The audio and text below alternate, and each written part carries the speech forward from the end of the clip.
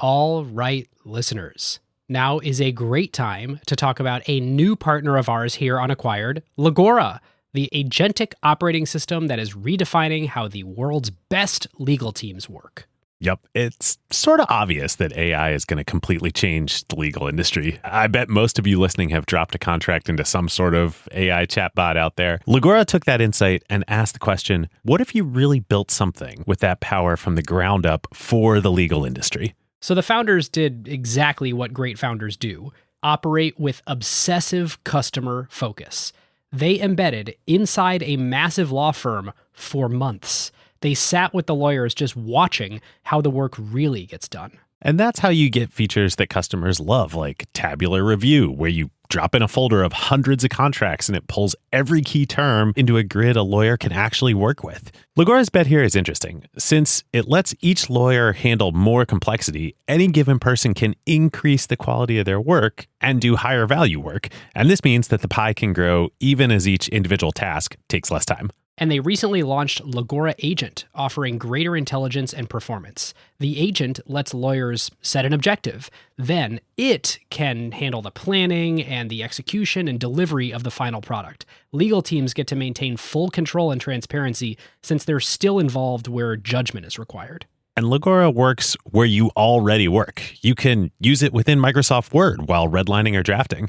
The early Legora numbers essentially speak for themselves. When they have a head-to-head pilot with their top competitor, they win 70% of the time.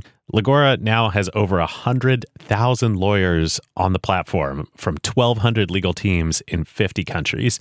And crazily, they went from 1 million to 100 million in ARR in about 18 months.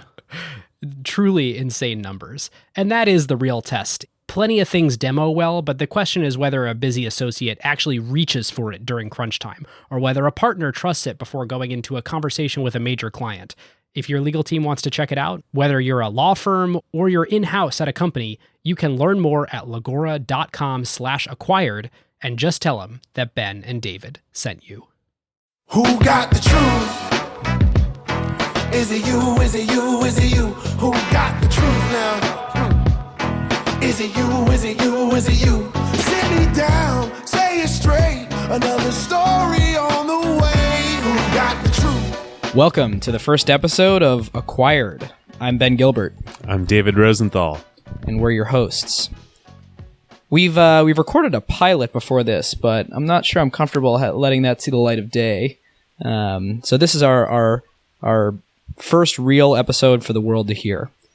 We're going to start with a little background on ourselves. We'll talk about what the point of this podcast is, and then we'll get into the nuts and bolts of the first episode. So I guess I'll start. I'm Ben. I'm the co-founder of Pioneer Square Labs here in Seattle, where we come up with companies and start them, prototype them, see if they work, and spin them out. I'm David. I'm a principal here at Madrona Venture Group. We're an early stage venture capital firm in Seattle. We invest in technology startups that hopefully one day go on to be an acquirer or be an acquiree.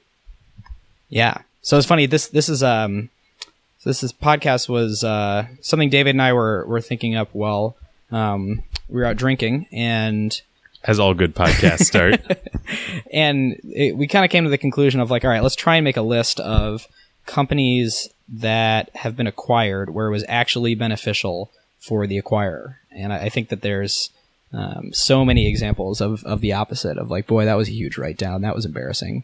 Or, my God, that was an interesting valuation for someone that had no revenue. We'll see if it ever pans out. And I think that it's worth going back and highlighting really interesting tech companies that were acquired and ended up being kind of a 1 + 1 = 3 situation where it was actually a good investment in the future. Agree. And also interesting, perhaps, what could companies operating either as startups or independently take from why or why not those companies worked. With that, should we hop into our first episode? I think we should. So the company that we have chosen as the acquiree is Pixar. And the company that obviously acquired Pixar was Disney in 2006. And this isn't a typical, straight, obvious technology acquisition. There's a lot more to this. the storytelling aspect and the entertainment media production. It's really not a straight tech company when you look at it. And I think that's kind of what's going to make this a really interesting first episode. Totally. And Ben and I were chatting about this before we started recording. All of that is true, and yet I think you could view Pixar as like the first example of software eating the world. So we'll get more into it. So we're going to break this episode and potentially all future episodes into a couple sections. So first we're going to talk about the acquisition history and the facts. Then Ben and I are each going to put the acquisition into a category. What do we think was kind of the key piece of it, and why the rationale behind why the acquiring company purchased this acquisition target. Then we're going to talk about what might have happened had history been different. What if this acquisition hadn't gone through? And finally, we're going to assign each acquisition a grade. So let's start with the history and the facts. So January 2006, Pixar is a publicly traded company.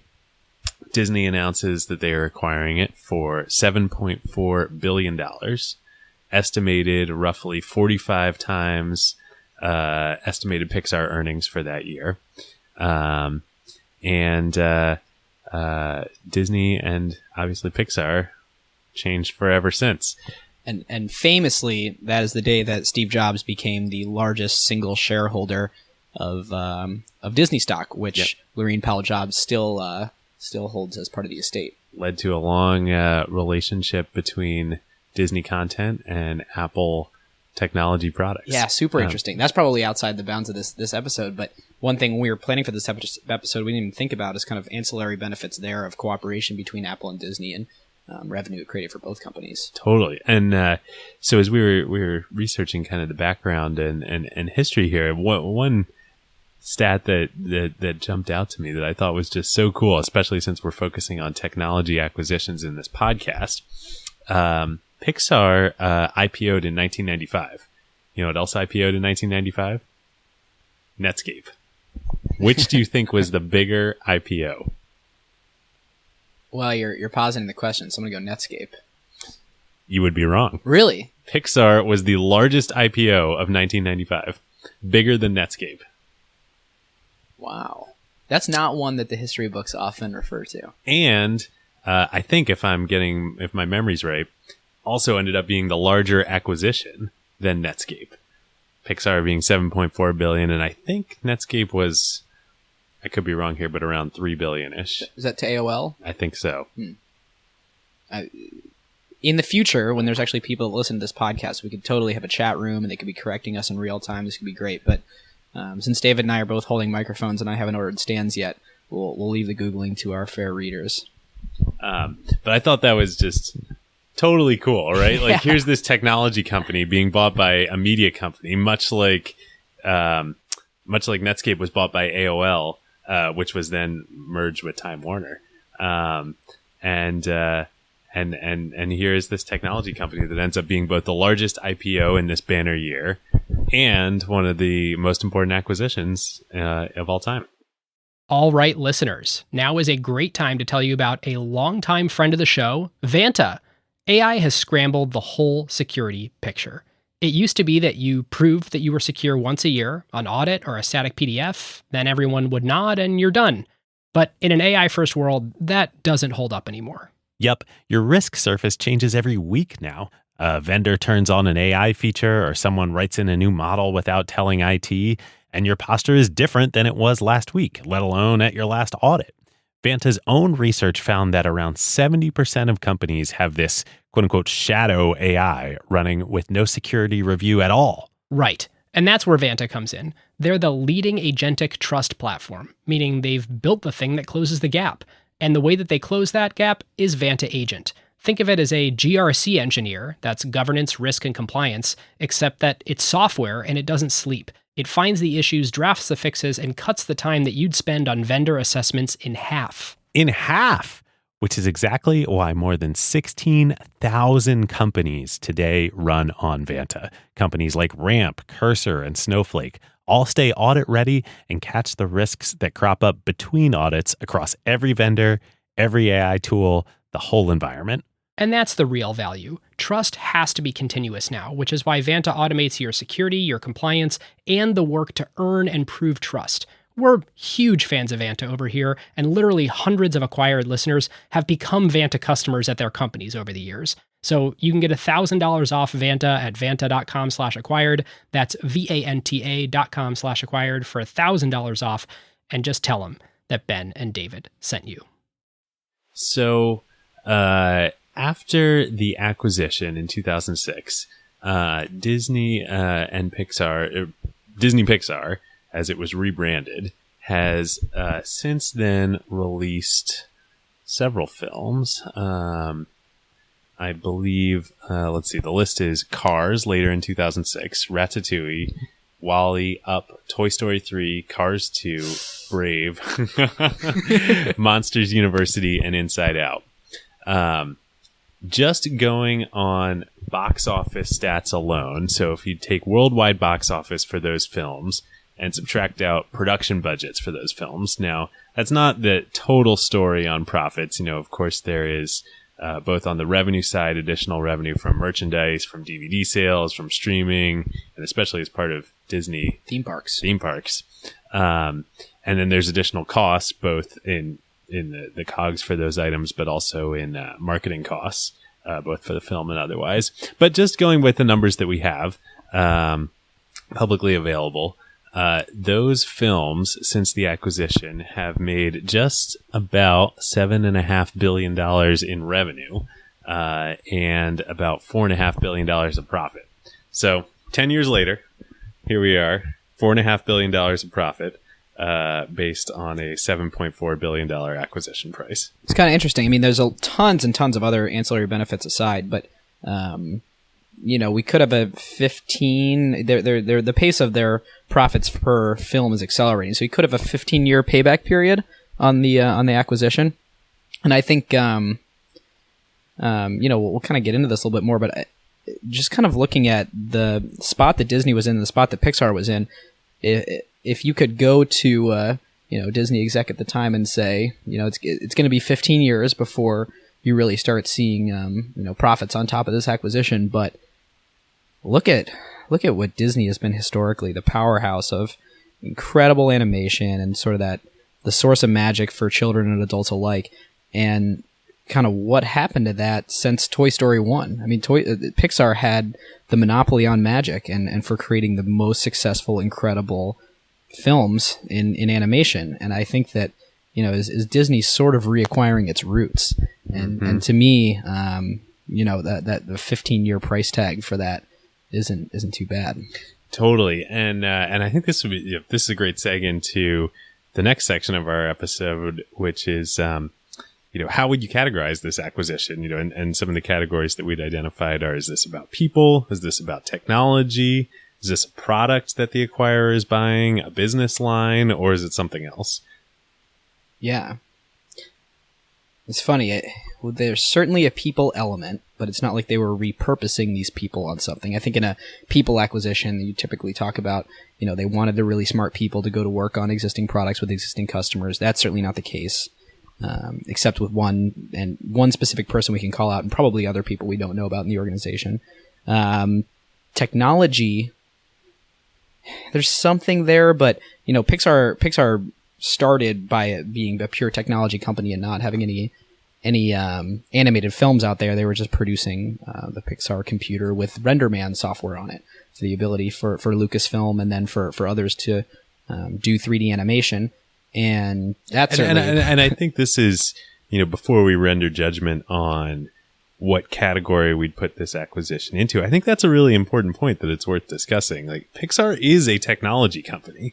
And, it was created as a division within Lucasfilm. There's a long history, even going back prior to Lucasfilm, but it really came together as an organization there to solve problems, within Lucasfilm and be a technology enabler for George Lucas. And what's interesting is that, like a lot of technology companies, it was then spun out by Steve Jobs and sold by Lucasfilm to Steve Jobs.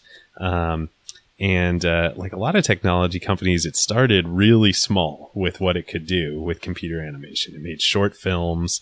It was trying to push its technology to other film companies. Totally. And I mean, even before they were making short films, they were purely that RenderMan software on the Pixar animation computer. And to your point in starting small, like the ability for hardware to do this sort of thing at the time. If you go back and watch the Luxo Junior or the rotating hand, any of the really old Pixar animation stuff, it's so limited, and you can totally see even Toy Story.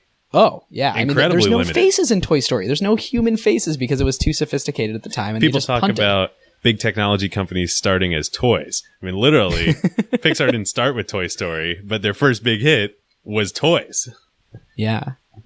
Yeah, I mean the thing we're actually talking about is there before the episode is this just classic low end disruption at play? I mean they're the kind of famous story about John Lasseter is that he came to Pixar and to Ed Catmull with sort of this love for creating animation and not the technology of it, but the art of what kind of storytelling you could do with it. And I think I wrote this down. He was actually hired. Ed Catmull believed in him, but he wasn't allowed to hire animators. He was hired with the title of interface designer. And no one questioned Catmull's decision, but what John was doing was kind of on the side exploring the possibility of doing real storytelling in this incredibly limited medium. Totally. And I think also, if I'm getting my history right, Lasseter started his career at Disney and was an incredibly passionate Disney employee. It's all he ever wanted to do was be an animator there.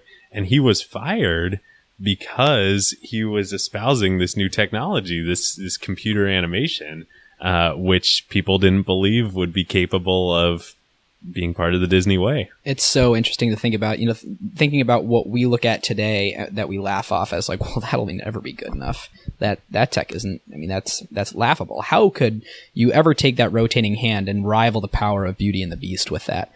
Actually, Beauty and the Beast, I don't think was out yet, but Snow White or anything like that. Yep. And you can totally see how it just gets incrementally better. It gets better every time. And it's one of those things where you have to check yourself when you're thinking, well, that can't possibly be the future. Like, look at VR today. The screen door effect, the lag, the price tag, like everything about it, you're like, that is impossible. There's no way that ever reaches mass market. And then, like, some of these things die on the vine, but really, if you're gonna win at some of these things, you get in early, and it's a matter of time, and you grow with the medium and with the technology. And I think the other point, as I was thinking about this, and Pixar as a technology company, is even with the short films, but especially with Toy Story, they embraced the limitations of the medium, and yet delivered a full solution within it. They didn't skimp on emotional connections within their movies, even when the technology was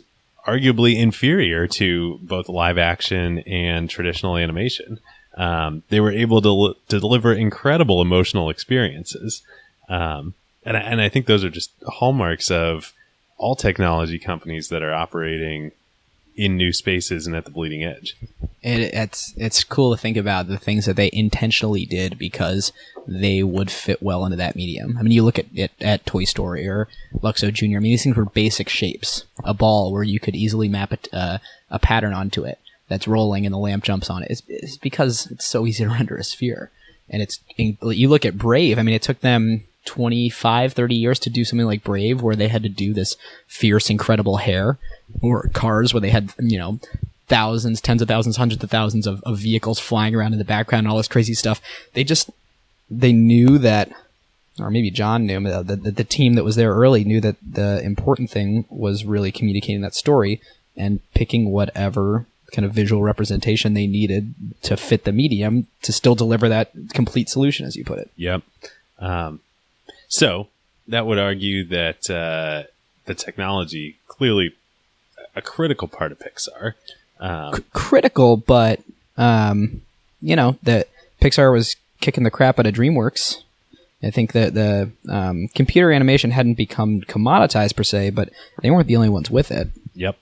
So in terms of categorizing this acquisition, so I think, for me, as I was thinking about this, I would actually characterize Pixar best as a business line acquisition for Disney. And the reason I say that is twofold. One, it's interesting what Disney did with Pixar, and looking at that almost as a blueprint with things like what Facebook's done with Instagram and with WhatsApp and with Oculus. They kept it completely separate, and this was, for the most part, driven by the Pixar side of the house. But the studios are in separate locations. Disney Animation is in Southern California. Pixar's in Northern California in the Bay Area. The teams are completely separate. There is no cross-pollination on projects. With the exception of leadership. With the exception of the leadership, yes, which we can get to in a second. But really, Pixar has remained its own brand and its own business line, quote unquote, today. So that's reason one. Reason number two is, as I was reading about the acquisition, there's this great story I read that supposedly is true, that Bob Iger, the CEO of Disney, realized, the new CEO of Disney, when the company acquired Pixar, realized that he needed to buy Pixar, with which they had a film distribution deal in the past, when he was looking at a parade at a Disney theme park and all the characters in the parade, and he realized that the characters that were developed in the past 10 years, none of them were Disney characters. All or almost all of them were Pixar characters. And that's when he realized Pixar needs to be an official, wholly owned part of Disney. Yeah. It is interesting to think about the thing that made Pixar special is this really incredible studio thing that they had going that no one else had in the ability to produce movies. And it wasn't, when they talk about the big studios, there's hits and misses. There's big blockbuster hits that they put lots and lots of money into, and they just miss. And the things that Pixar has put out, with the exception of Cars 2, which is not necessarily critically acclaimed, like every single one is a box office hit. Yeah. And nothing Pixar does sees the light of day unless it's wonderful.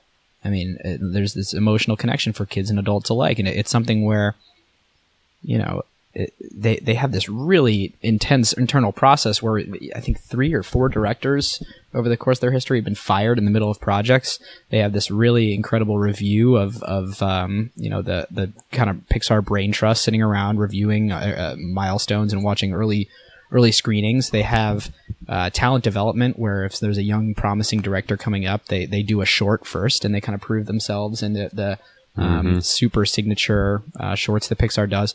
And it's this process where, when you think that, I don't know if it's Christensen or there's a very business school theory of the fact that what a business really is people, processes, and priorities. And that was very, very clear at Pixar. And I think that the processes and the priorities had just as much to do with the acquisition as the people did in this case. Absolutely. And then John Lasseter and Ed Catmull, the principals at Pixar, aside from Steve Jobs, went on to assume control of all of animation within Disney. Yeah, and you look at, what Disney needed to learn to do was not ship crap. I mean, truly, only put out really wonderful films. And, they're not to a Pixar level yet. When things have Pixar's name on it, it's a different level of quality. But, yep. Frozen wasn't Pixar. That was Disney. I mean, that was Disney learning from Lasseter, Pixar, yep. the process that they had there and what, computer animated joy looked like. And how we won't name names here. Well, I'm not even going to go to being in Seattle, but how much does that sound like technology companies, right? Don't ship crap. Yeah. And when technology companies go wrong, let's use Apple as, a non-controversial example. There were a number of years in the wilderness when Apple was shipping crap. Yeah. Yeah, well, I'm sure we'll have many more episodes about Apple, but obviously the Steve Jobs thread runs deep in both of these companies. Yep. So, Ben, category for you. Oh, it's a business line. I mean, it's processes, but it's a business line. They're, this is not something that they're kind of co-marketing to the same customer segment. This is not a thing where they're having the Pixar people at large work on Disney products. this is something where they have incredible respect for the existing Pixar business and they're keeping it separate. All right, listeners. Now is a great time to thank our longtime friend of the show, ServiceNow. If you are running a large enterprise, AI agents are likely spread across every team, and deploying them is no longer the hard part. Yeah. The hard part is knowing what permissions they have, what employees are using them for, or what decisions AI is making.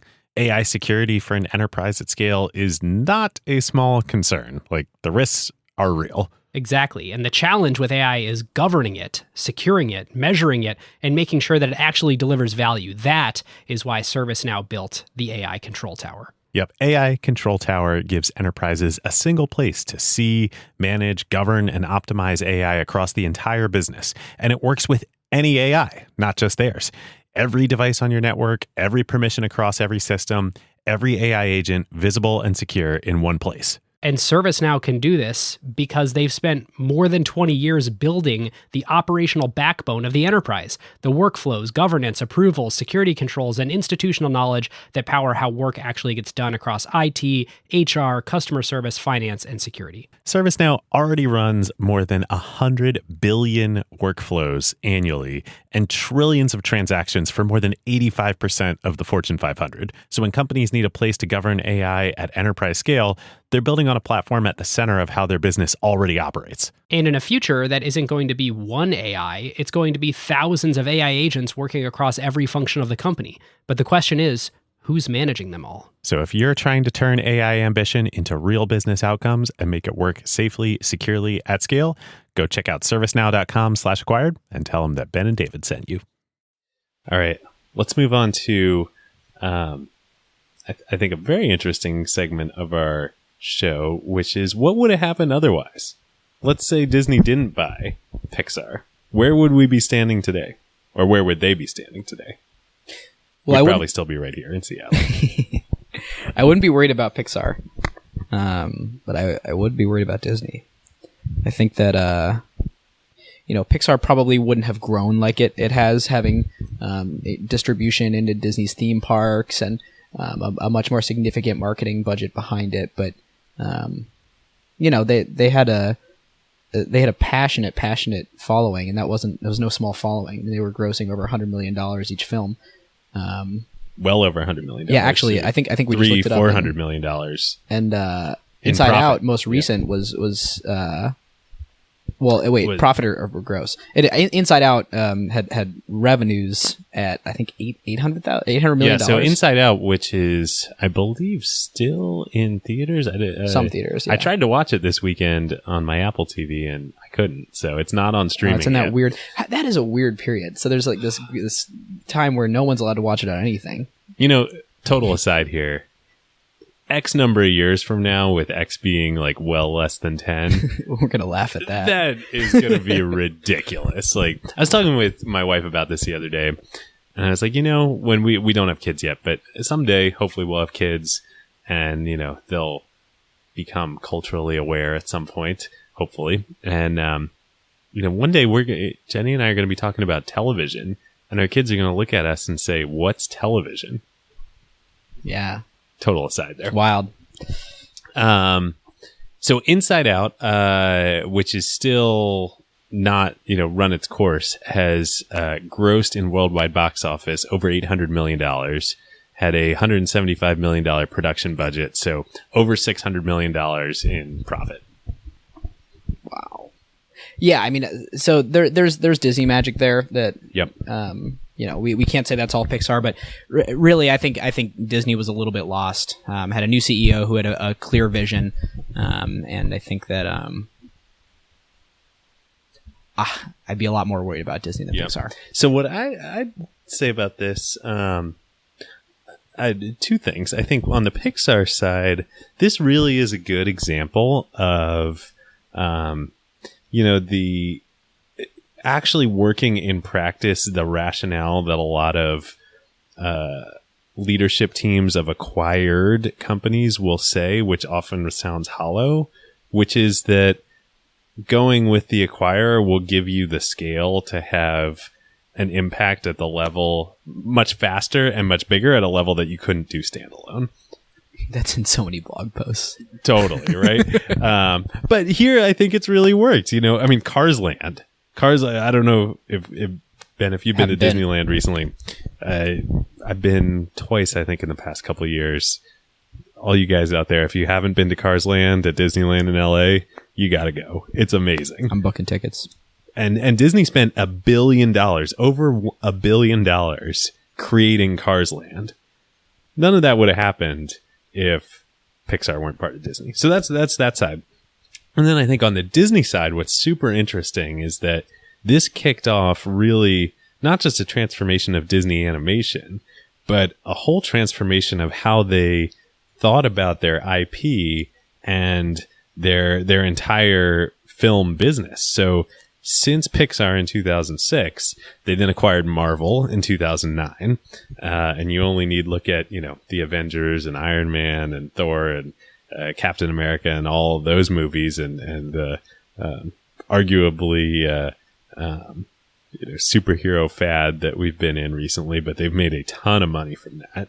But then Lucasfilm, a couple of years ago. And, I don't know about you, Ben, but I am quite excited about this December. Did you buy your tickets yet? I've not bought my tickets yet.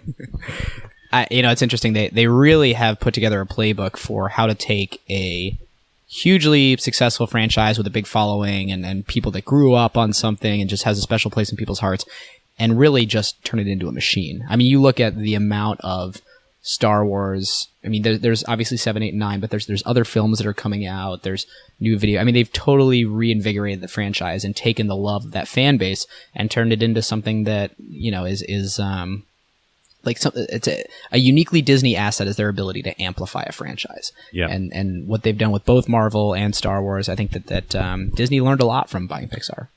And not. Well, I don't know how not safe for work we want to make these podcasts, but not. I think we can't swear, otherwise we will get the iTunes explicit tag. But other than that, well, not F-bombing up the creative process in the process of doing this, and I think that's something. Would that have happened without Pixar? Right, like Marvel fans. I'm sure there are plenty out there who would argue that it's become too commercial and it's lost the whatever, but that would be a small minority. I mean, the Marvel comic book franchises now and movies are at such a better point, I would argue, than they were before the acquisition. And we'll see what happens with Star Wars this December. But like, what if Disney hadn't acquired Pixar, hadn't gone through that experience? Would they be equipped to digest Marvel and Lucasfilm in the same ways? Yeah, it's interesting. I mean, it's not an asset that Pixar had, but Disney trains institutional muscle in learning how to do that successfully. And that's, that's how you get these sort of 1 + 1 = 3 things, where it wasn't an asset that either company had, but the process of the acquisition itself forced them to get good at a thing that would determine their future success. All right. I feel like it's time we should wrap up. Overall grade. We're going with A through F here. Disney, Pixar. What's your verdict? Well, David, we had our choice of picking any single acquisition in history of technology to do this. So, I'm like looking for reasons not to give it an A, but there's kind of a reason we picked it for our first episode. So, thank you for the softball. I'm going to go with A. I'm going to disagree a little bit. Uh-oh.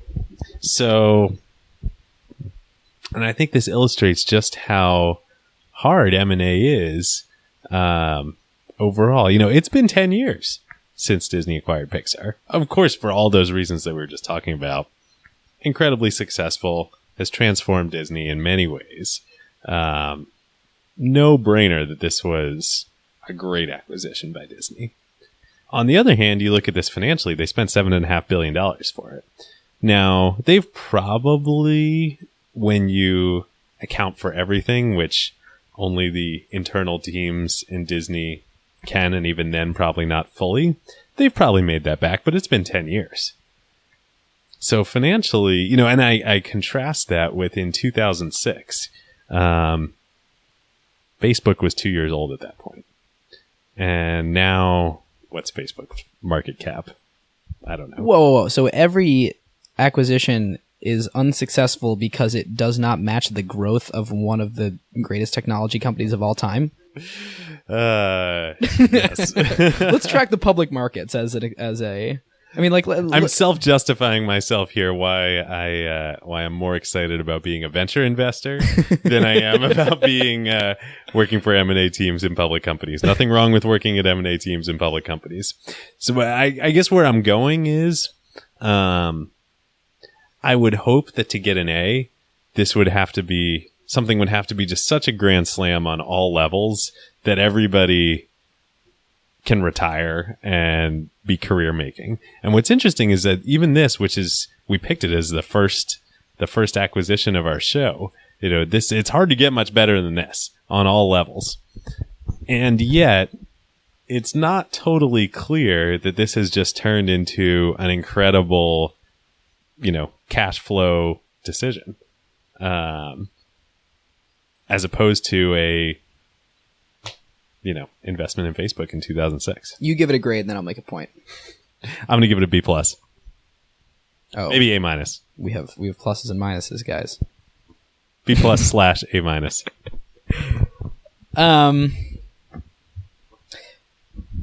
The thing that I think you're not taking into account, and I'll acknowledge my own bias here of being just absolutely enamored with Pixar. Toy Story defining my childhood. I mean, that was my AOL screen name was BJ Lightyear. My going deep here. Yeah, Pixar has a very, very deep place in my heart.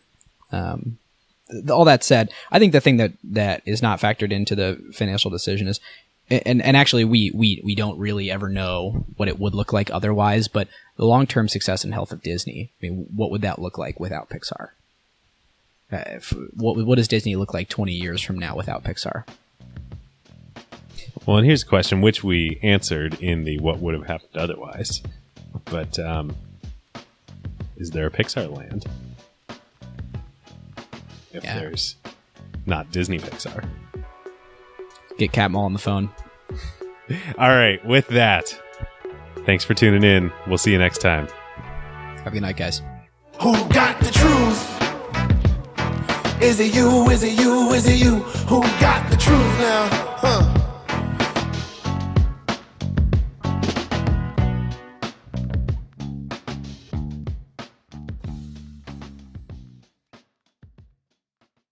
All right, listeners, now is a great time to talk about one of our favorite companies, Statsig. Yes, long-time acquired partner. There is a reason why the best product teams at companies like OpenAI and Notion, Atlassian, Figma, Rippling, Brex, and more rely on Statsig, whether they are iterating on their core product features or shipping AI-powered experiences at scale. Yep. In the crazy speed of today's AI world, shipping fast is just table stakes now. It's basically trivial to build and deploy your app constantly. The real advantage is how quickly you learn what changes actually created value for customers and how fast you can use that signal to guide what you ship next. Whether it's a feature tweak, a pricing change, a performance improvement, or an AI update like a model change or prompt adjustment, they're not relying on instinct. They're measuring what actually moved engagement, retention, and ultimately revenue. And as more teams build with AI, that learning loop becomes even more important. Building with LLMs introduces non-determinism into your product experience. The same input doesn't always produce the same output, and behavior can shift in subtle ways in real-world use. So doing offline evals will give you part of the picture, but you can really only understand the impact once your product is live with real users, and then you can measure how their behavior actually changes. It's very different than the way that you would ship features in a pre-AI world where you knew exactly what the software was going to do in production. Yeah, exactly. So this is where Statsig comes in. It brings experimentation, feature flags, and product analytics into one unified system so teams can ship safely, test rigorously, and directly link what they changed to how users actually behaved. The result is a tighter feedback loop and learning that compounds over time, so you don't just ship more, you ship better. So if you want to make learning your competitive advantage, whether you're building new AI experiences or just evolving your existing core product, go to statsig.com/acquired to get started.